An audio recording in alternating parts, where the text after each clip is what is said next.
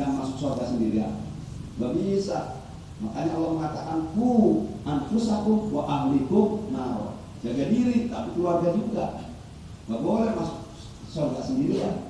Nah inilah pentingnya kita ngaji. Mana hak-hak, batil-batil. Ini Rasulullah mengatakan hati-hati. Hati-hati.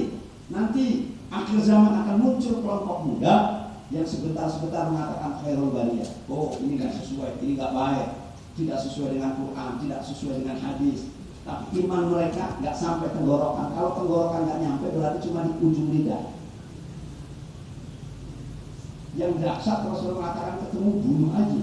Berarti ini diam ini. Ini membahayakan umat karena bisa mempengaruhi umat. Ibu bapak saudara, ahlus sunnah wal jamaah. Siapa itu ahlus sunnah wal jamaah? Ngikuti Nabi, ngikutin sahabat. Lalu bagaimana saudara? Saya kasih contoh. Pada zaman Rasulullah ada Quran seperti itu nggak? Mohon maaf, saya ingin satu. Ini satu aja. Ibu bapak saudara, waktu Rasulullah masih hidup nggak ada ya Quran. Nggak ada. Waktu zaman Rasulullah Quran ayat-ayat firman Allah itu masih ditulis di tulang-tulang, di batu-batu, di daun-daun. Karena Rasulullah begitu terima hafal sampai karena masa hafal. Tidak ada ditulis. Begitu Rasulullah wafat, beberapa sahabat yang hafal Quran pada wafat, Sayyidina Abu Bakar, Sayyidina Umar bingung, wah bahaya nih. Kalau nggak dikumpulkan, maka saat Sayyidina Abu Bakar mimpin dikumpulkan itu mushaf. Lembaran-lembar itu dikumpulkan menjadi satu.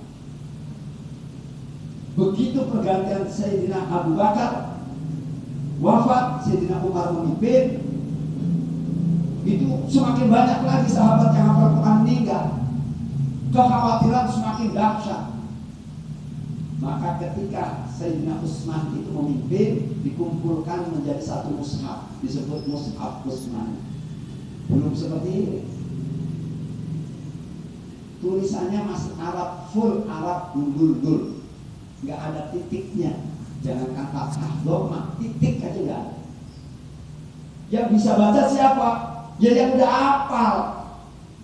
Kalau yang nggak hafal, walaupun orang Arab belum bisa baca.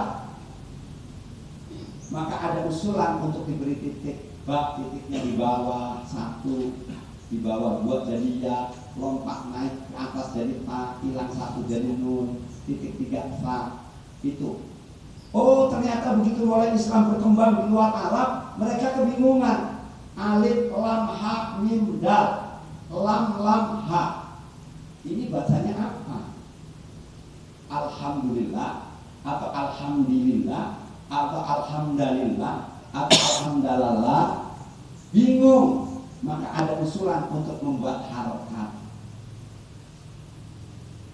Sehingga ibu bapak saudara, akhirnya sampai sekarang yang masuk ke Indonesia, Al-Qur'annya ini ada harokatnya. Kita bisa baca. Kalau begitu, ini barang baru. Barang baru yang zaman Rasulullah nggak ada.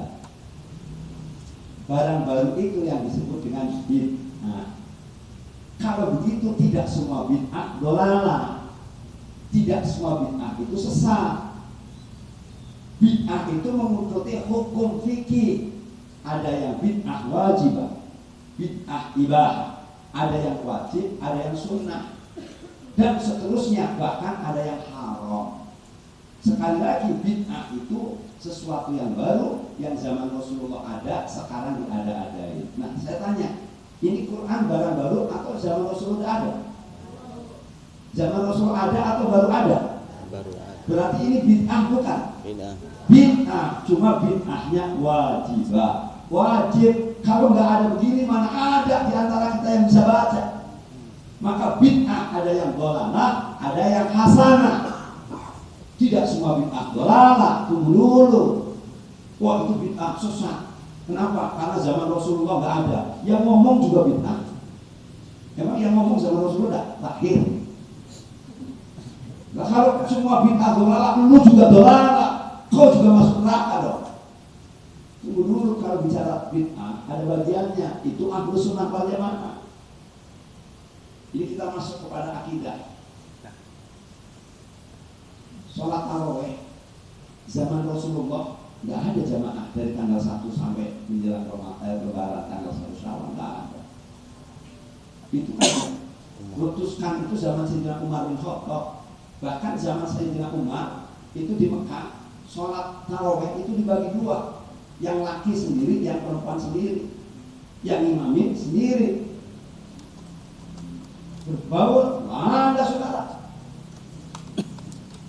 Berarti sholat tarawih berjamaah juga bid'ah. Tapi bid'ahnya bukan dolalah, bukan wajibah, tapi ibah, sunnah. Nah kalau besok, kalau tahu di Pamulang Mas ada ustadz ngomong sholat zuhur karena sekarang udah banyak dosa diubah jadi 5 rakaat. Nah ini baru dolalah, haram. Begitu. Jadi ada ketentuan saudara. Ya zaman Rasulullah nggak ada itu habis maghrib baca yasinan, nggak ada. Kenapa? Nggak usah bareng-bareng, sahabat baca sendiri.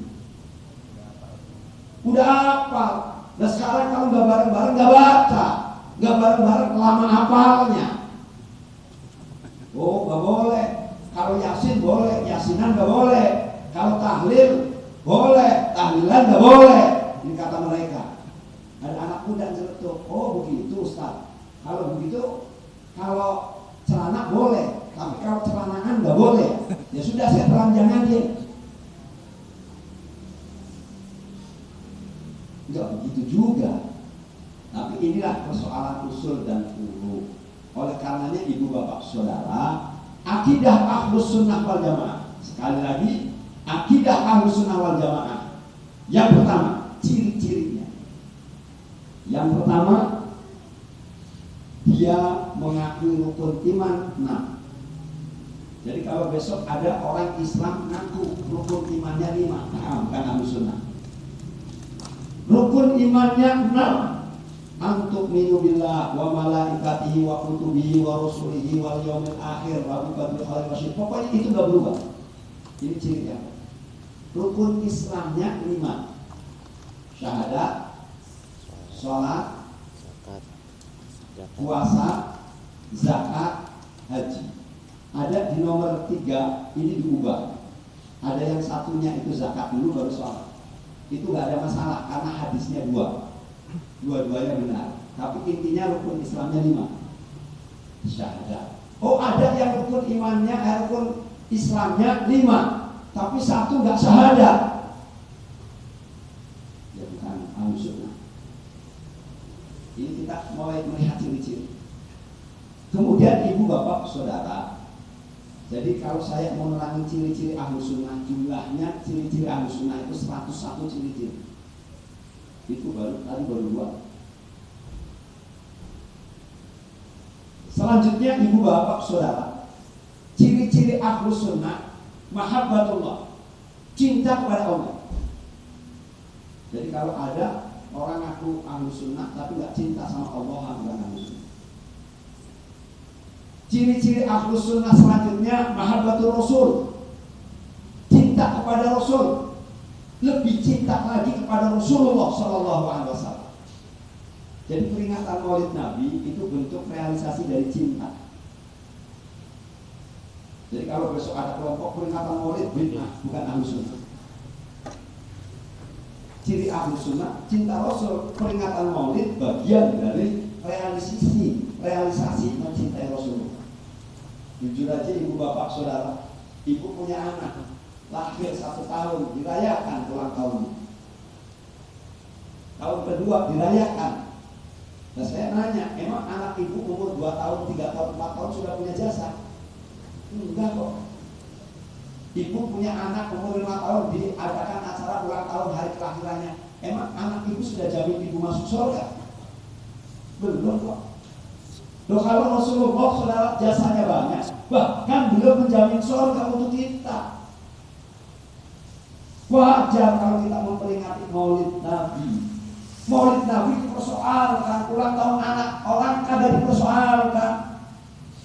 Dangdutan, joget-jogetan yang ada maksiat dan dipersoalkan, maulid dipersoalkan. Dari mana yang diambil?